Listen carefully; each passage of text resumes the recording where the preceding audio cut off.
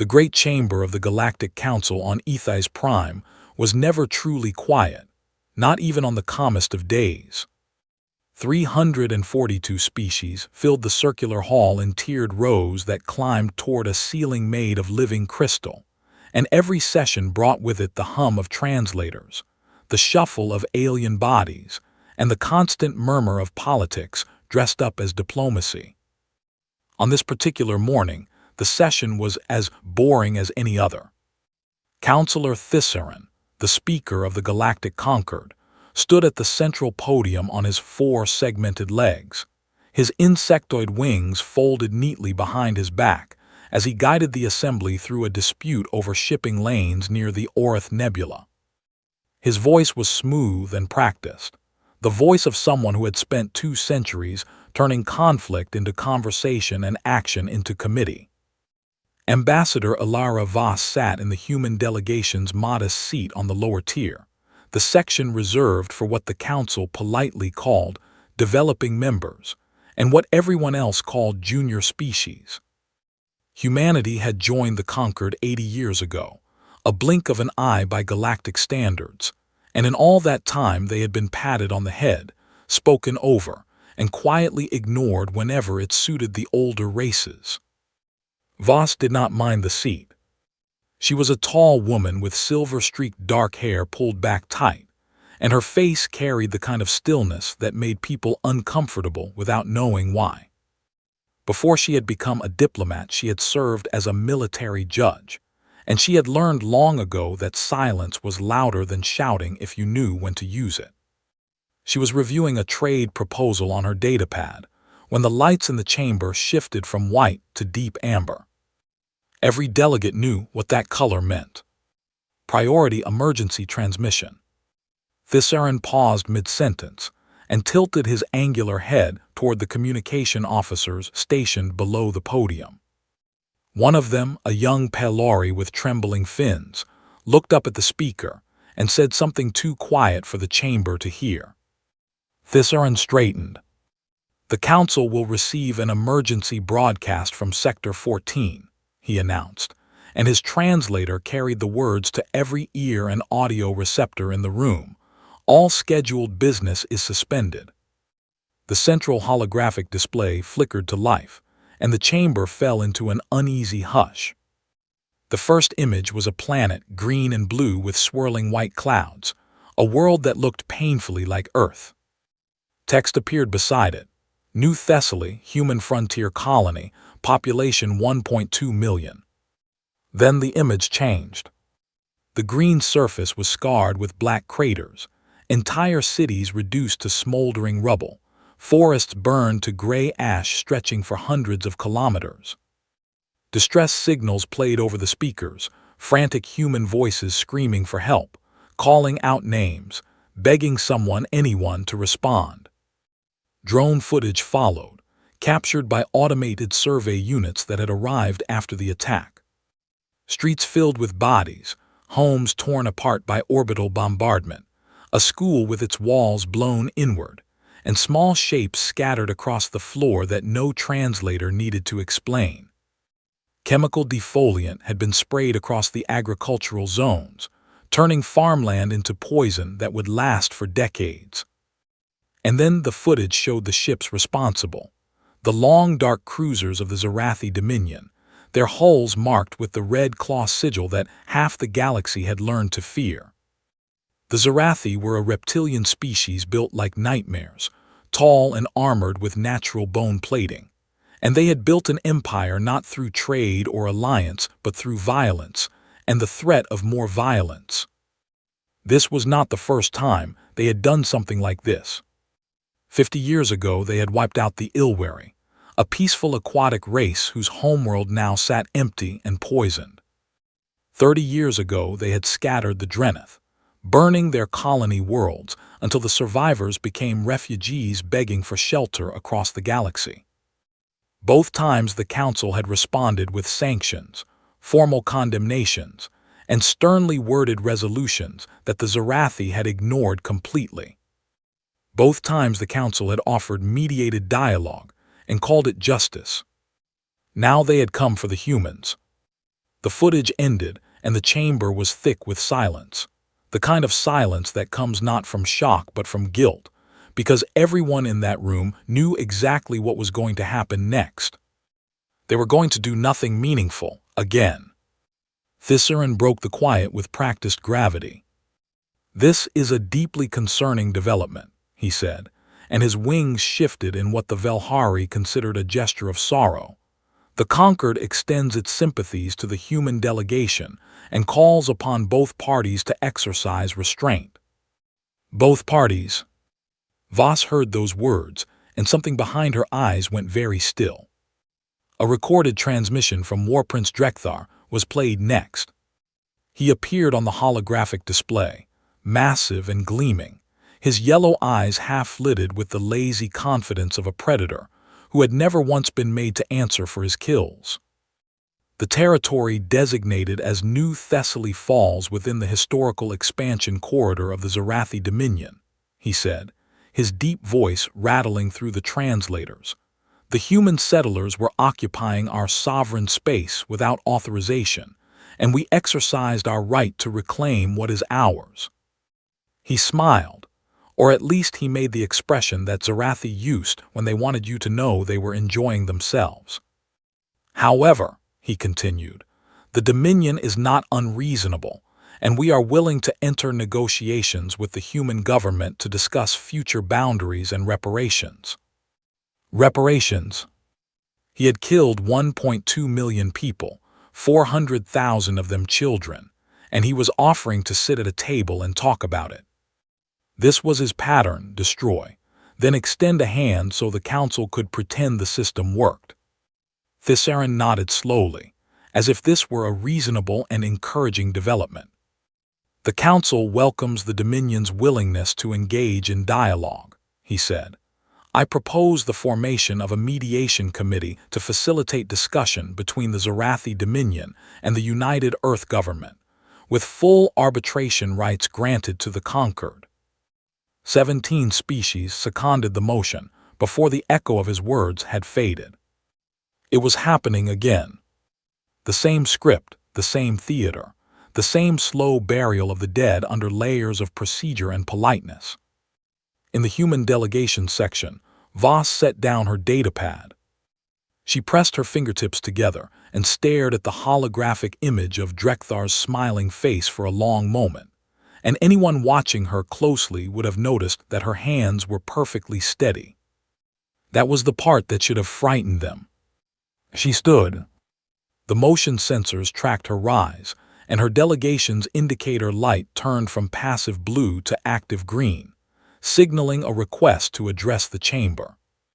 Thisaran glanced down at her with the particular expression that older species reserved for humans: patient, slightly amused, the look of an adult watching a child raise their hand in a room full of grown-ups. The council recognizes Ambassador Voss of the United Earth Government, he said. Voss walked to the speaker's rail at the edge of her tier. She did not hurry. Every step was measured and deliberate, her boots clicking against the polished floor in a rhythm that somehow made the vast chamber feel smaller. She reached the rail and looked out across the assembled delegates, hundreds of species, thousands of representatives, the greatest governing body in the known galaxy.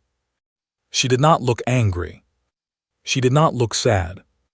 She looked like someone who had already made a decision that the rest of the room had not yet understood.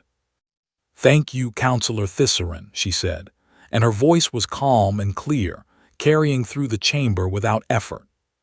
She paused, and in that pause the silence returned, heavier now, weighted with something that several of the older delegates would later describe as dread without knowing why they felt it. The United Earth Government has authorized me to deliver the following formal statement to the Galactic Conquered, she said. She reached into her jacket and produced a single folded document, real paper, an almost extinct medium that humans still used for declarations they considered sacred. She unfolded it, and the chamber waited. Ilara Voss held the unfolded document in both hands and read it the way a soldier reads an oath, without passion, without hesitation, and with the absolute certainty of someone who means every single word. Directive 7 of the United Earth Government, also known as the Iron Doctrine, is hereby invoked and entered into the record of the Galactic Concord. She began. The translators carried her words to every corner of the chamber, and already several delegates were leaning forward in their seats because the humans had never invoked anything before. They had always nodded, agreed, cooperated, gone along with whatever the council decided. Not today. On the 14th day of the 9th Galactic Standard Month, Voss continued, forces belonging to the Zarathi Dominion conducted a deliberate and systematic extermination of the civilian population of New Thessaly, a lawfully established colony of the United Earth Government. She did not look up from the paper. 1.2 million human beings were killed, including approximately 400,000 children under the age of 16. The number hung in the air like smoke. The United Earth Government does not recognize the Zarathi Dominion's claim to any authority, territory, or right to dialogue, following a deliberate act of genocide against a civilian population. Now she looked up, and her eyes swept the chamber with the slow precision of a searchlight. Humanity does not negotiate with those who murder its children. The silence in the chamber was so complete that delegates on the upper tiers could hear the hum of the station's environmental systems. Effective immediately, Voss said. A state of total war exists between the United Earth Government and the Zarathi Dominion, and this state of war will continue until every individual responsible for the massacre at New Thessaly is captured or destroyed. She folded the paper once and placed it on the speaker's rail. This is not a request for council arbitration, she said, and now her voice carried something new, not anger, not grief, but a cold and absolute finality that made the translators struggle to find equivalents in a dozen alien languages. This is a notification. The chamber erupted. Thissaron's wings flared wide, a Velhari expression of alarm that he had not shown in over a century of political life. Ambassador Voss, the Concord does not permit unilateral military action by member states, he said, his voice rising. You will withdraw this declaration immediately and submit to the arbitration framework as required by the founding charter. Voices overlapped from every tier species shouting objections, demanding explanations, calling for order. The Malthari delegation slammed their ceremonial staffs against the floor in protest. The Orvani ambassador covered her facial vents, a gesture of profound distress. Voss waited. She stood perfectly still at the rail while the chaos swirled around her, and she waited with the patience of a woman who had spent years sitting in courtrooms watching guilty people try to talk their way out of consequences. When the noise finally began to fade, she spoke again. I understand the council's concern, she said, and I want to address it directly. She took one step forward. 47 years ago, the Zarathi Dominion exterminated the Ilwari species, and the council responded with a formal condemnation and trade sanctions that the Zarathi ignored within 6 months. Another step. 29 years ago, the Zarathi burned 11 Drethar colony worlds, killing over 30 million civilians, and the council formed a mediation committee that produced a 200-page report recommending further dialogue. She stopped. The Ilwari are extinct, every last one of them gone from this galaxy forever, and the Drethar are scattered refugees living on borrowed land because no one in this chamber had the courage to do anything more than talk. She turned and looked directly at Thissaron. Your arbitration did not save the Ilwari, counselor, and it did not save the Drethar, and we will not stand here and allow it to fail a third time while our dead are still warm. Thissaron stared at her, and for the first time in his long political life, he had nothing to say, because she was right and every delegate in the chamber knew it. The session dissolved into chaos, but the declaration stood. Humanity was going to war. Far from HFY Prime, in a region of space that the galactic maps labeled as the human frontier territories, the dreadnought Unconquered hung in the darkness like a sleeping predator. She was not a beautiful ship by galactic standards. Human warships never were. But she was built with a philosophy that the other species had never quite understood. Where most galactic navies designed their vessels to intimidate, to project power through size and decoration, human ships were designed to do exactly one thing with maximum efficiency: kill. Captain Mateo Reyes stood on the bridge of the Unconquered with his hands clasped behind his back, reading the orders that had arrived 7 minutes ago on a priority channel, so encrypted that the ship's own AI had needed 40 seconds to decode it. He was a lean man in his early 40s with dark eyes and a jaw that looked like it had been carved from stone, and he read the orders twice, not because he did not understand them, but because he wanted to make sure he felt what he was supposed to feel before he acted. Total war. He had known this day would come. They all had. For decades, the United Earth government had watched the Zarathi Dominion do what it did, and for decades, the military planners and intelligence analysts and war college professors had asked the same quiet question: what do we do when they come for us? The answer was the Iron Doctrine, and every senior officer in the fleet knew its contents by heart. Reyes set down the orders and looked at the tactical display. The Third Fleet, 12 dreadnoughts, 40 cruisers, over 200 support vessels, and enough drone carriers to darken a sun, was already assembling at rally points across the frontier. This was not a rushed response or a panicked mobilization. This was a plan that had been rehearsed in secret for 20 years, a machine that had been built one piece at a time, waiting for the day someone gave it a reason to start. What the galaxy did not know, what no one outside of Earth's military command had ever been told, was how far ahead humanity actually was.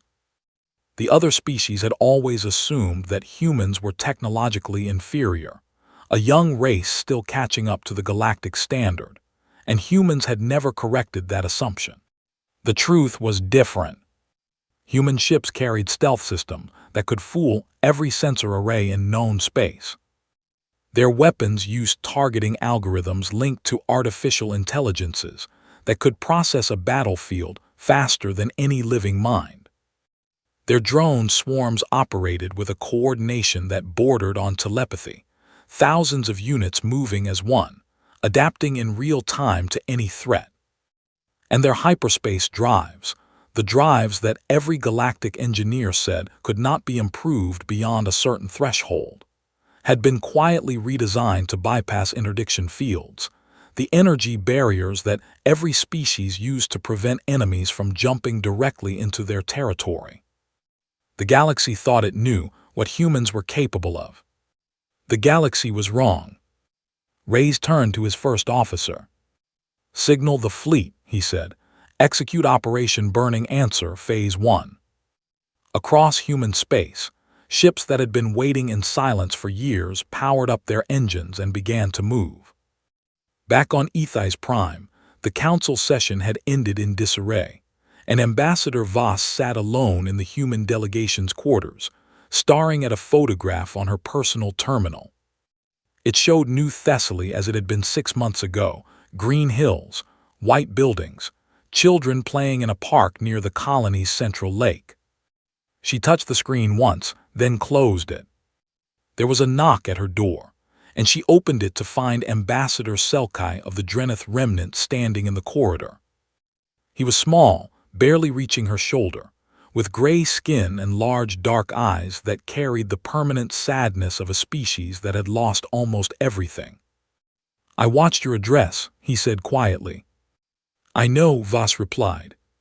He looked at her for a long moment, and then he reached out and took her hand, a human gesture that he had learned during his years on the station. "Make them remember us," he whispered. "Make them remember the Ilwari and the Drethar, and make the galaxy remember what it costs to look away." Voss held his hand and nodded once. 12 hours later, the Third Fleet dropped out of hyperspace, not at the border of Zarathi territory, not at the edge of their outer defenses, but deep inside their inner systems, less than 3 hours from Zarathi Prime itself. Every sensor station, every patrol fleet, every early warning satellite in the Dominion had failed to detect even a single human ship. The Zarathi had not even known they were coming. And now it was too late. The first sign that something was terribly wrong came to the Zarathi, not through their military channels, but through their civilian traffic control network. A cargo hauler passing through the inner system detected a gravity distortion that should not have been there, and when it adjusted its sensors to investigate, the distortion resolved into the shape of a warship, then 12 warships, then a fleet so vast that the hauler's computer simply stopped counting and began broadcasting an emergency signal on every frequency it could reach. The Third Fleet materialized inside the Zarathi defensive perimeter like ghosts, stepping through a locked door. Captain Mateo Reyes stood on the bridge of the Unconquered and watched the tactical display paint the enemy positions in red across the holographic map. Around him, his crew worked in focused silence, every station active, every system running at full power, and the only sound was the low, steady hum of a ship that was very good at what it had been built to do. "Open a channel," Reyes said. "All frequencies, military and civilian, translated to Zarathi Standard." His communications officer nodded, and a moment later the broadcast light turned green. Reyes spoke, and his voice carried across the entire Zarathi home system, reaching warships and space stations and ground installations and civilian receivers all at once. "This is Captain Mateo Reyes of the United Earth Government Third Fleet," he said. "We are not here for your territory, and we are not here for your resources, and we have no interest in your empire or your politics." He paused. "We are here for your killers." The words hung in the void between the stars. Every officer and every soldier who participated in the attack on the human colony of New Thessaly is to surrender themselves immediately to the nearest human vessel, and if this condition is met, no further blood will be spilled. He cut the transmission and waited. The response came 11 minutes later, broadcast from the orbital citadel of War Prince Drethar himself. Drethar appeared on the screen with his jaws open in what passed for laughter among the Zarathi, his massive body shaking with amusement as he stared into the camera. "Little humans," he said, "you come into my home with your little ships and make your little demands, and you think this frightens me." He leaned forward. "I have broken species older and stronger than you, and I will break you the same way. And when I am done, I will hang your captain's skull above my throne as a reminder to every race in this galaxy that the Zarathi do not answer to insects." The transmission ended. Reyes looked at his first officer, a woman named Commander Priya Anand, whose expression had not changed once during Drethar's entire speech. "He said no," Reyes observed. "He said no," Anand confirmed. Reyes nodded. "All ships, execute battle plan Nightfall." The Battle of Zarathi Prime would later be studied at every war college in the galaxy for the next 300 years, not because of its scale, but because of how completely it shattered every assumption that the galactic community held about warfare.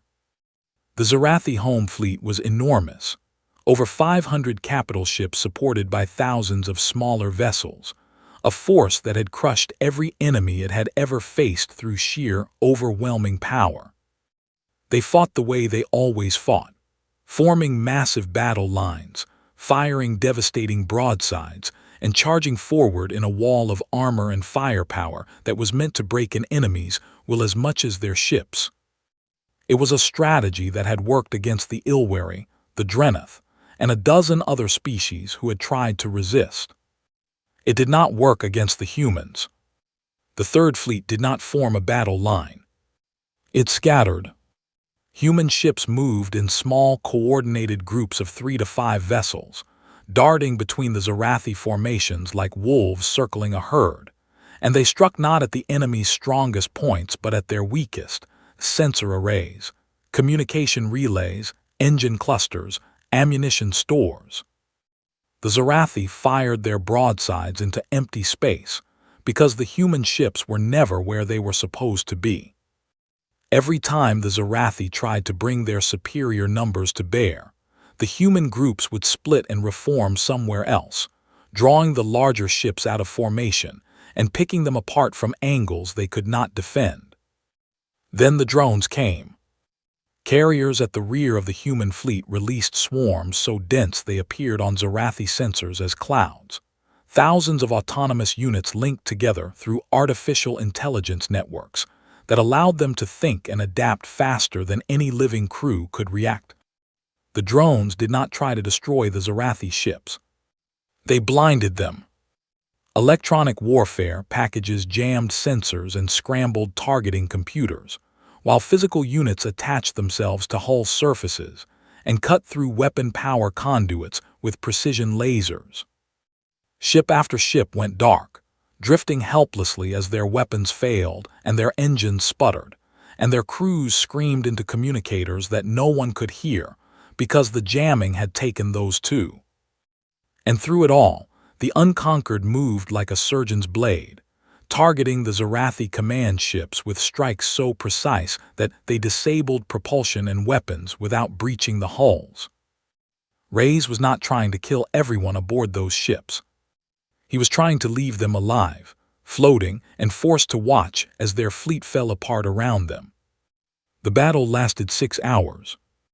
When it ended, the Zarathi home fleet had been reduced from a fighting force to a field of drifting wreckage and disabled hulls, and humanity had lost 23 ships, a number that the galactic analysts would later call impossibly, frighteningly low.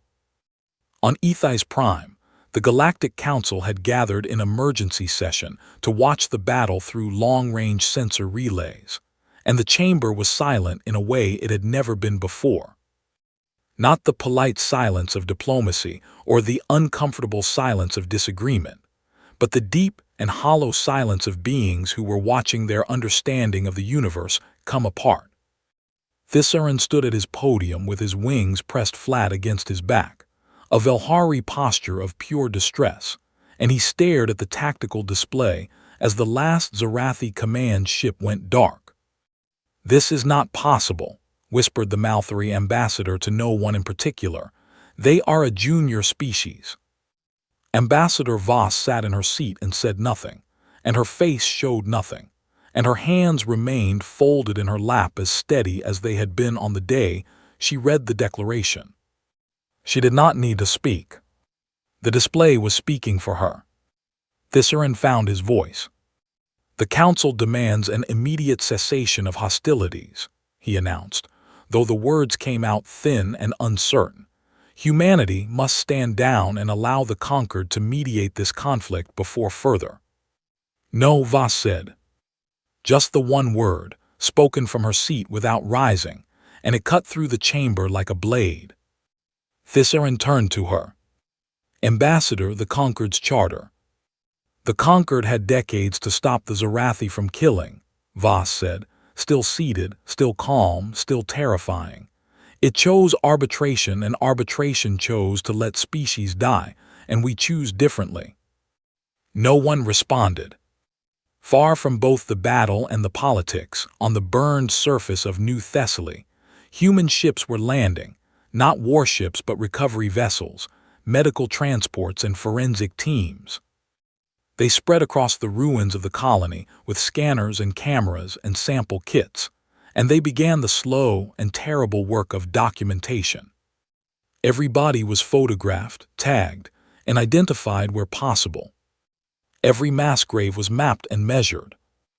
Every piece of evidence, spent Zarathi ammunition casings, chemical weapon residue, boot prints in the ash, was collected and cataloged with the precision of investigators who knew that every piece of data would matter in a courtroom.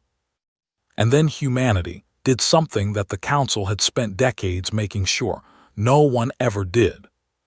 They released it all. Unedited and uncensored footage of New Thessaly's destruction was broadcast across the entire galactic communications network. Every station, every homeworld, every ship with a receiver. The galaxy saw the craters where neighborhoods had been. The galaxy saw the poisoned farmland that would not grow anything for 50 years. The galaxy saw the school. For the first time, species who had only ever heard about Zarathi atrocities in carefully worded council reports were seeing what those atrocities actually looked like. And the effect was like a shockwave that moved not through space, but through conscience. On 100 different worlds, ordinary beings watched the footage and felt something shift inside them. The comfortable distance between themselves and the victims collapsed, and what was left was the raw and undeniable truth that this had happened because no one had stopped it. In his orbital citadel above Zarathi Prime, War Prince Drethar watched his broken fleet drift and felt something he had never experienced in his entire life. Fear. Not of death, Zarathi did not fear death, but of something worse. Irrelevance. He activated his long-range communicator and transmitted a message, but he did not send it to the humans. He sent it to the Galactic Council. "This is War Prince Drethar of the Zarathi Dominion," he said, and for the first time his voice carried no amusement and no contempt. "I am invoking the Conquered Mutual Defense Clause and requesting immediate military assistance against the unlawful aggression of the human species." He was begging. The predator who had laughed at the deaths of millions was begging the very institution he had mocked for a century to save him. And across the galaxy, everyone was watching to see what the Council would do.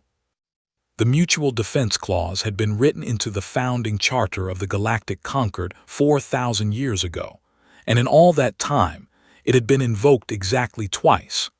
Once during the spore crisis of the third millennium, and once during the boundary wars that had nearly torn the galaxy apart. It was the most powerful legal tool in galactic civilization, a binding agreement that required every member species to contribute military forces against an aggressor if the Council voted to activate it. And now Drethar, the butcher of 3 species, the war prince who had ignored every Council resolution ever passed against him, was asking the galaxy to use it on his behalf. The emergency session convened within the hour. Every seat in the great chamber was filled, and the observation galleries above were packed with aides, analysts, and journalists from 100 different worlds, all of them aware that what happened in this room in the next few hours would reshape the political landscape of the galaxy for generations. Thesarin called the session to order, and for once the chamber did not need to be quieted because no one was speaking. The silence was heavy and electric, charged with the kind of tension that comes when everyone in a room knows they are about to be asked a question they do not want to answer. The Zarathi Dominion has formally invoked the Mutual Defense Clause. Announced, under the terms of the Charter, the Council must vote on whether to activate the clause and mobilize a joint defense force against the United Earth government. He paused, and his compound eyes swept the chamber. The floor is open for debate. The arguments came quickly, and they split the chamber down lines that had nothing to do with right or wrong, and everything to do with interest and fear. The Vithani Collective spoke first, their ambassador rising on 6 limbs to declare that order must be preserved above all else. If one species can declare war unilaterally and face no consequences from the conquered, then the charter is meaningless, he said. Today it is the humans acting alone, but tomorrow it could be anyone, and the precedent we set here will echo through history. The Malthari Trade Federation agreed, though their concern was less philosophical. The Zarathi controlled 3 major trade corridors, and a prolonged human occupation would disrupt commerce across an entire quadrant. Several smaller species nodded along, not because they loved the Zarathi, but because they had spent their entire existence relying on the conquered structure for protection, and watching a single species tear through that structure terrified them more than any war prince ever had. On the other side, the arguments were quieter but no less powerful. The Orvani ambassador, an elderly female whose species had escaped Zarathi attention only through geographical luck, stood and said simply, "We have all seen the footage from New Thessaly, and if we vote to protect the ones who did that, then we deserve whatever comes next." The Pelori delegation agreed, and so did the Keth, and so did a dozen other species who had spent decades watching the Zarathi grow bolder while the council grew more passive. But the vote was too close to call, and everyone knew it. The chamber buzzed with whispered calculations and shifting alliances, and Thissaran watched from his podium with the expression of someone who could feel the ground moving beneath his feet. He was afraid, not of the Zarathi and not of the humans, but of the choice itself, because he had spent his entire career believing that the Conquered's greatest strength was its ability to absorb conflict through process and patience, and now that belief was being tested against a species that had simply refused to play along. He leaned toward activation, not because he sympathized with Drethar, but because he feared what it meant if the Conquered could not control its members. "Before we proceed to a vote," he said, "the council will hear from the party in question." He turned to the lower tier. "Ambassador Voss, you have the floor." Voss stood and walked to the speaker's rail for the second time, and the chamber watched her with an intensity that it had never directed at a human before. She did not carry a document this time. She carried a small audio device, no larger than her palm. "I will be brief," she said, "because what I have to say does not require many words." She placed the device on the rail. "Before I speak, I want this council to hear something, and I want every delegate to listen to its entirety without interruption." She pressed a button. The sound that filled the chamber was not dramatic at first, the hiss of static, the muffled thud of something heavy hitting a door, and then voices, human voices, speaking in quick, frightened tones that the translators rendered for every species present. "How many are inside?" 6,000, maybe more, mostly kids and elderly, everyone who made it to the shelter. "The doors are rated for orbital bombardment. They cannot get through." A louder thud, then another, then a grinding metallic shriek that meant something very strong was tearing through something that was supposed to be unbreakable. Screaming, not the controlled panic of adults trying to stay calm, but the raw, desperate screaming of children who knew that something terrible was on the other side of the door. A crash. More screaming, louder now, mixed with sounds that no translator could soften, the heavy footsteps of Zarathi soldiers, the discharge of plasma weapons, the wet, terrible sounds of violence done to bodies that could not fight back. A child's voice, small and clear above the chaos. "Mama, where are?" Static. The recording lasted 47 seconds from the first thud to the final silence, and when it ended the chamber was so quiet that delegates on the upper tiers could hear their own heartbeats. Voss let the silence hold for 10 seconds, then 20, then 30. Some delegates looked away, and some covered their sensory organs, and some sat perfectly still with expressions that transcended species. The universal look of beings confronted with a horror they could not unsee or unhear. Ambassador Selkai of the Drethar was weeping openly, gray tears running down his face, because he had heard recordings like this before from his own people's history, and he knew exactly what that static at the end meant. Voss spoke. "You are afraid of us," she said, "and I understand that because we are efficient in war and we do not posture, and we do not bluff, and when our children are murdered we come for those responsible and we do not stop." Her voice was steady, calm, and completely without mercy. "But I want every delegate in this chamber to ask themselves one question before they cast their vote." She paused. "In the 80 years since humanity joined this Conquered, have we ever started a war?" Silence. Have we ever threatened another species? Silence. Have we ever conquered a single world, or stolen a single resource, or harmed a single being who did not first raise a weapon against us? Silence, because the answer to every question was no, and everyone in the room knew it. You know what we are, Voss said. We are builders and explorers and traders and neighbors, and we have been all of those things since the day we joined this Concord. She pointed to the audio device on the rail. The Zarathi have attacked 4 species in 50 years, and each time this council responded with sanctions and dialogue and committees and reports. And each time the Zarathi waited for the attention to fade, and then did it again. Her hand dropped. The Ilwari followed your process, and they are gone, every one of them forever. And the Drethar followed your process, and they are broken, and now you are asking us to submit to the same process that failed them. She shook her head. We will not. If you choose to stand between us and the ones who did this, she said, gesturing to the now silent audio device, that is your right under the Charter, and we will not pretend that we can fight the entire galaxy. But know this, we will not stop, and every ship you send against us is a ship that is protecting the killers of children, and history will remember which side of this you chose. She returned to her seat.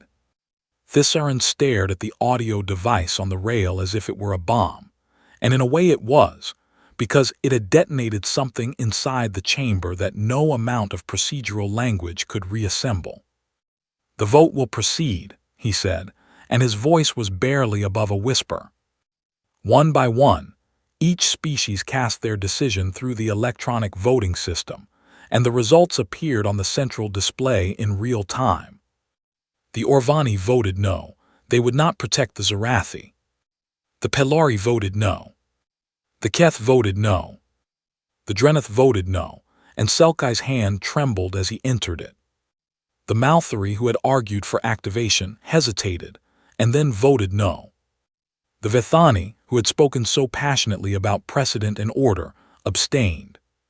Species after species after species rejected the clause, and the count climbed not gradually, but in a cascade, like a dam breaking, as delegates who had been uncertain saw which way the tide was moving and found their courage or their fear, or whatever it was that made them choose. The final count was 312 against activation, 19 in favor, and 11 abstentions. It was not close. It was a landslide. Read the result and set down his speaking rod, a gesture that, in Velhari culture, meant the acceptance of something painful and irreversible. The motion fails, he said. The mutual defense clause will not be activated. Somewhere in the upper galleries, a Drethar aide began to applaud, a human gesture that the Drethar had adopted decades ago, and within moments the sound spread, not to the full chamber but to enough of it that the message was clear. Drethar was alone. His transmission, still technically open on a diplomatic channel, dissolved into static as someone on the Zarathi end cut the connection. In the human delegation's quarters, Voss sat down and closed her eyes for just a moment, and for just a moment the mask cracked and something raw and exhausted showed through before she sealed it away again. Her communicator chimed. A message from Captain Reyes. Council vote received, proceeding to final phase. The Citadel is powering weapons. He is choosing to fight. Voss typed back 2 words, end it. Above Zarathi Prime, the Unconquered turned its bow toward the orbital Citadel, where War Prince Drethar had sealed himself inside with his personal guard, and the Citadel's weapon batteries were glowing hot, charging for a last stand that everyone except Drethar knew was already over. Reyes opened one final channel. War Prince Drethar, you are charged with the genocide of 1.2 million civilians on New Thessaly, and you are ordered to surrender yourself and all officers involved in the attack, and this is your final opportunity to do so. The Citadel's weapons fired. Reyes closed the channel. All ships weapons free. The Citadel was a fortress built to survive the death of stars, a massive orbital structure armored with layers of plating that could withstand bombardment for days, and its weapon batteries threw walls of plasma fire into the void with enough force to crack a moon. Drethar had built it as a monument to his own invincibility, and now he was using every system it had to prove that monument right. It lasted 14 minutes. The Third Fleet did not try to batter through the Citadel's defenses with brute force, because brute force was never how humans fought. Instead, drone swarms descended on the station in waves, identifying weapon emplacements and feeding their positions to the fleet's targeting network in real time. And one by one, the batteries went silent as precision strikes found the gaps in the armor where power conduits ran close to the surface. Electronic warfare ships jammed the Citadel's sensor grid so completely that the Zarathi gunners were firing blind within the first 3 minutes, pouring plasma into empty space, while the human fleet moved around them like water flowing around a stone. When the last weapon battery went dark, Captain Reyes gave the order that he had been waiting to give since the day he learned his sister had died on New Thessaly. Boarding teams go. The breaching pods launched from the fleet in coordinated salvos, punching through the Citadel's hull at 12 different points simultaneously, and human marines poured into the station's corridors with a speed and violence that the Zarathi defenders had never experienced. The Zarathi were physically larger, stronger, and covered in natural bone armor that could stop a knife blade, and in any other era of warfare that would have mattered. It did not matter here.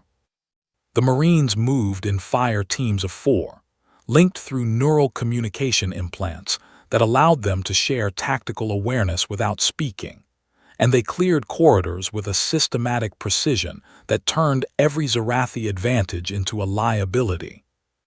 The Zarathi fought in the open because their species had always relied on their size and their armor, but the humans fought from cover and used angles and crossfires that the defenders could not see until it was too late. Automated combat drones moved ahead of the Marine teams, drawing fire and mapping enemy positions, so that every engagement was over before the Zarathi understood it had begun. It was not a battle. It was a hunt. Drethar's personal guard, 300 of the most elite warriors in the Dominion, made their stand in the throne room at the center of the Citadel, a massive chamber lined with the trophies of Drethar's conquests, weapons taken from defeated species, banners from destroyed worlds, and in a glass case near the throne, a small carved figure that had once belonged to an ill-wary child. The guard fought with everything they had, and they fought well, because Zarathi warriors did not know how to do anything else, and the throne room became a killing ground where both sides bled. The Marines took casualties, 17 dead and 41 wounded in the final assault, and every one of those names would later be etched into a memorial wall on Earth beside the names of the New Thessaly dead.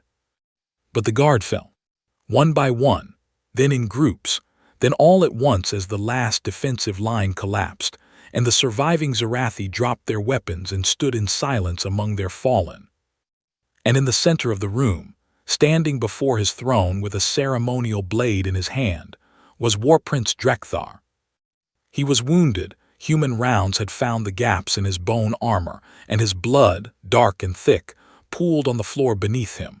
But he was standing, and his yellow eyes burned with a fury that had no surrender in it. He looked at the Marines who surrounded him and raised his blade. "I am Drethar," he snarled, "War Prince of the Zarathi Dominion, conqueror of the ill-wary, breaker of the Drethar, and I will die on my feet as a warrior, not in some cage built by vermin."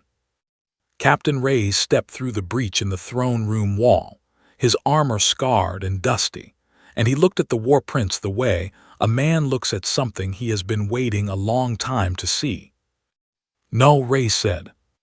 He gestured, and 2 Marines fired stun rounds that hit Drethar in the neck and chest, and the War Prince's legs buckled and he crashed to the floor, still conscious but unable to move, his blade clattering away across the stone. Ray stood over him. "You do not get to die a warrior," he said quietly. "You killed 400,000 children on New Thessaly, and you will answer for every single one of them in a courtroom in front of the entire galaxy, and you will hear their names read aloud one by one until there are no more names to read." He turned to his Marines. "Secure the prisoner and prep for extraction. We are done here." The aftermath unfolded over weeks, and it changed the galaxy in ways that no one fully understood until much later. The Zarathi Dominion collapsed, not because humanity destroyed it, but because humanity removed the man who had held it together through fear. Without Drethar and his inner circle, the Dominion fractured into a dozen competing factions. Regional warlords who turned on each other almost immediately, in a scramble for power that consumed whatever military strength the Zarathi had left. Humanity did not occupy a single kilometer of Zarathi space. The Third Fleet withdrew completely once the prisoners had been secured, pulling back behind human borders as if the most devastating military campaign in modern galactic history had been nothing more than an errand. This was perhaps the detail that frightened the galaxy most of all, not the power humanity had shown, but the restraint. They had proven they could destroy the Zarathi Dominion entirely, wipe them from the stars the way the Zarathi had wiped the Ilwari, and they had chosen not to. They had taken only what they came for, the ones responsible. Drethar and 147 Zarathi officers were transported to Earth, to a courthouse in The Hague that had been built centuries ago to try war criminals from humanity's own bloody history. The trial was broadcast on every galactic channel in real time, and it was nothing like what the galaxy expected. There was no spectacle, no theater, no vengeful rhetoric from the prosecution. The trial was methodical, meticulous, and devastatingly thorough.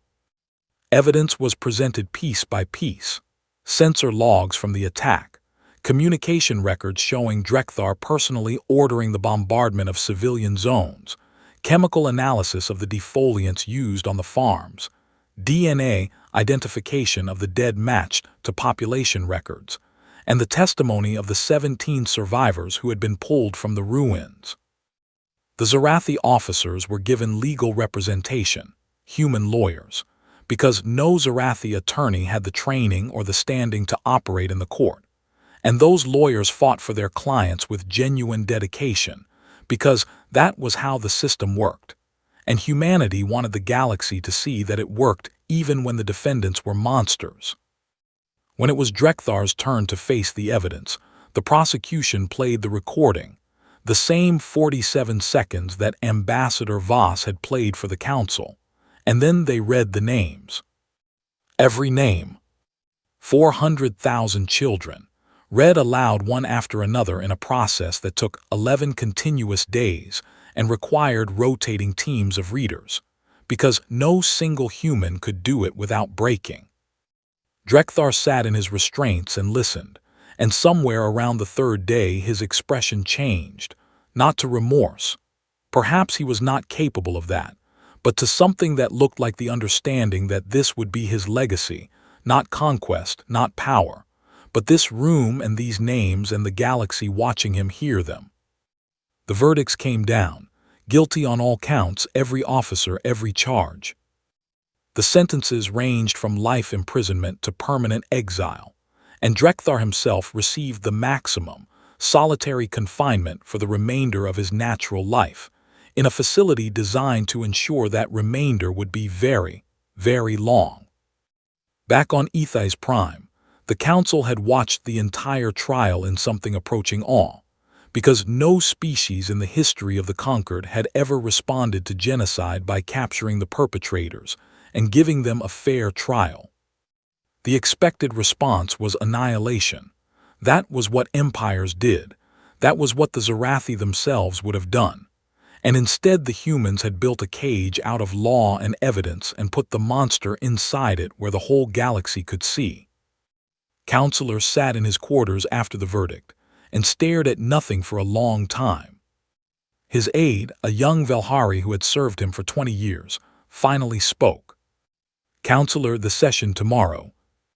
"We failed," Thisaran said quietly, and his wings hung limp against his back in a posture of absolute defeat. "For decades we chose comfort over justice and called it diplomacy, and species died because we did not have the courage to act, and then the humans came along and simply refused to make the same choice." He turned to his aide. "And the worst part is that they were right." On the same day, Ambassador Selkai of the Drethar remnant formally requested that evidence of Zarathi atrocities against his people be included in the trial record. Voss agreed within the hour, and for the first time in 30 years the Drethar dead were named and counted, not in a council report that no one read, but in a courtroom that the entire galaxy was watching. Selkai attended the session in person, sitting in the gallery with his hands folded and his dark eyes fixed on the screen as name after name appeared. Drethar names, Ilwari names, human names, all of them together, all of them finally counted. 2 weeks after the trial concluded, a galactic standard broadcast was transmitted from Earth on a priority channel that reached every receiver in known space. Every station, every homeworld, every ship, every outpost. It was classified as a formal notice from the United Earth government, and it read, "Let it be known to all species, governments, and entities within the galactic concord. Humanity does not seek war, and humanity does not seek empire, and humanity extends its hand in friendship and cooperation to all who approach in good faith. But humanity does not negotiate with those who murder the innocent, and humanity does not forget, and humanity does not stop. This is not a threat, it is a promise. Govern yourselves accordingly." On Ethais Prime, in the Great Chamber of the Galactic Council, 342 delegations sat in their seats as the alert chimed on every console simultaneously. The crystal ceiling caught the light and scattered it across the room in patterns that shifted like living things, and the hum of the translators was the only sound as every delegate read the message in their own language. Read it twice. The Orvani ambassador read it and nodded once. The Malthari read it and sat very still. Ambassador Selkai read it through tears and held the small carved figure that the human marines had recovered from Drethar's trophy case and returned to him. An Ilwari child's toy, the last physical artifact of an extinct species, now held in the hands of someone who understood what it meant. Ambassador Voss sat in humanity's seat on the lower tier, the section for junior species, and she did not look up because she did not need to see the room to know what was happening in it. The message glowed on every screen. The chamber was full, 342 species, thousands of representatives, the greatest governing body in the known galaxy. And not one of them said a single word.